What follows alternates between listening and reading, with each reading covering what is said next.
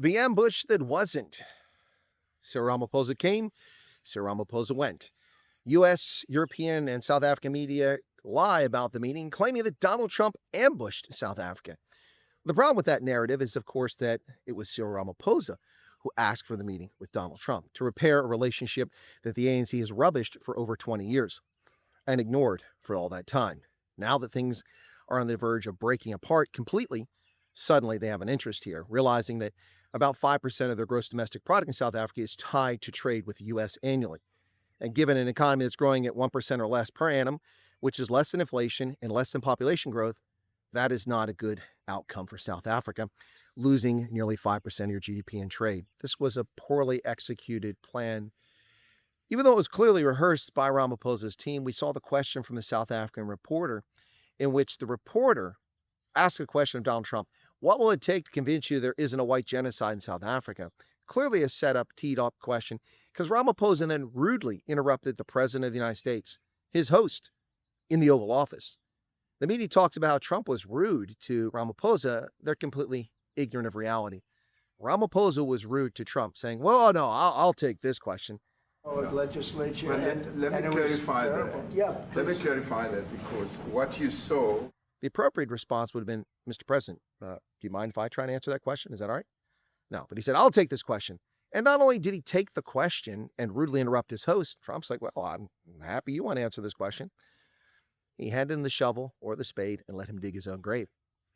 Trump then listened as Ramaphosa lectured him. The one thing that South African politicians should never have done, they lectured Donald Trump. You see, what it will take for the idea of white genocide not happening is for Donald Trump to listen to South Africans. If he only listens, and look at the friends I brought along with me, the whiteys, his friends, so he can listen to them that there's no white genocide. Yeah, that's not going to cut it. Donald Trump doesn't care about white, brown, or black, despite the media and the leftists' obsession with race. He is obsessed with race. He believes in merit. And the silliness of that conversation, including, have you met my white Minister of Agriculture? This was a failure on all levels by President Ramaphosa and his entire team. South Africans saw through the charade. They knew that this was nothing but a charade. Saw through it, clearly. No way that most South Africans fell for this nonsense, those who watched it. Have you met my white Minister of Agriculture? Wow. If there was white genocide, these rich, privileged elite guys wouldn't have come here. Of course, they're not victims of any white racial discrimination. They've profited from the system.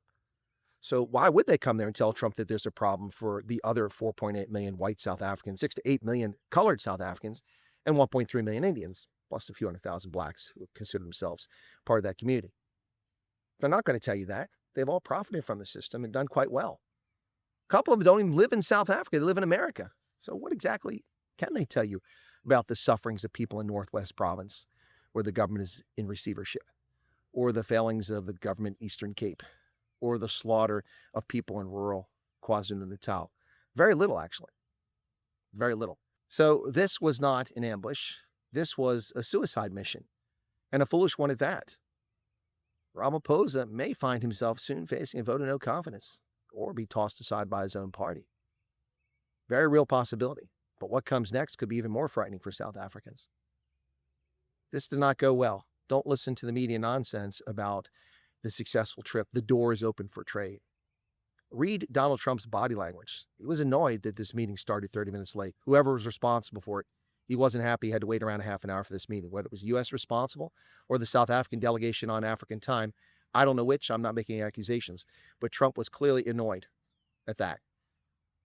And then his language, as the excuses that came from the South African delegation.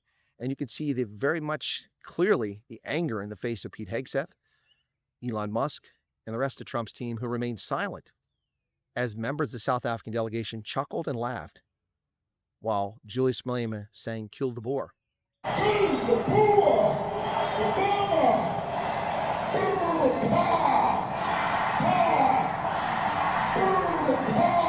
Now, as far as an ambush of Cyril Ramaphosa, had Donald Trump intended to embarrass him personally, he could have done so in that video montage.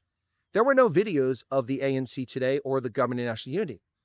The videos were exclusively of the Normandy protest in 2020, September 2020, with the crosses, and Julius Malema, leader of the EFF, and Jacob Zuma, then president of South Africa and the ANC, but no longer, now a member of MK.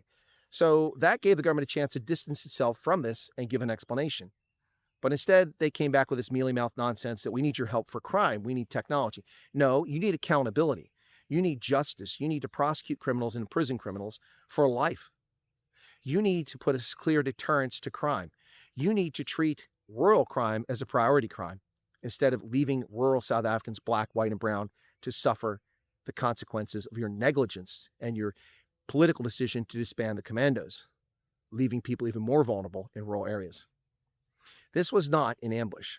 This was an epic failure, an epic own goal. Now, those on the far left in South Africa are saying that Ramaphosa was begging. No, Ramaphosa was trying to lecture Trump and trying to convince him that he was misinformed. I told you for months that Trump is not misinformed. This nonsense coming out with Kyle Cowan in News 24, obsessed with Twitter boss influencing Elon Musk and Donald Trump, is utter infantile, ridiculous nonsense. The United States has nearly 24 intelligence agencies at the national level who fully inform the president on a daily basis. He doesn't need Twitter boss or Twitter or Elon Musk to tell him what's going on in South Africa. He's fully informed. It wasn't an ambush. It was an epic own goal by the ANC and the Government of National Unity. And John Steenhuisen from the Democratic Alliance was thrown under the bus by Johann Rupert, falsely claiming that John Steenhuisen runs the Western Cape, where crime is rampant in the Cape Flats. Well, crime is rampant in the Cape Flats, and colored people are the ones who suffer the most. Horrific crimes. But policing is a national competency. Justice is a national competency, both controlled by an ANC Minister of Justice and ANC Minister of Police, not the Democratic Alliance. And John Steenhuisen is the agricultural minister, not in charge of policing of South Africa, and leader of the Democratic Alliance, not in charge of policing. And he's the leader of the Democratic Alliance, not in charge of the Western Cape. That's Alan Windy. So Johann Rupert threw him under the bus for gratuitous reasons. It was embarrassing to watch. Embarrassing to watch. But Steenhuisen was also embarrassing, explaining that the reason that his party joined with the ANC was to keep MK and EFF, these radicals, out of power. I thought the reason you joined was for job promotion and to improve the economy. Which is it? The bottom line here is the needle didn't move in any positive direction for South Africa. No matter what South African media tells you, this was a disaster of epic proportions. And I suspect strongly that the refugee program not only remains in effect, I know it does because interviews are continuing, but I suspect it's going to be accelerated now.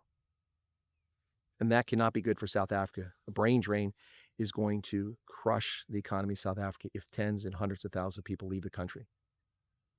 So don't believe the fake media. Check out the Truth Report, where we deal in facts and honest, cogent analysis. Cheers.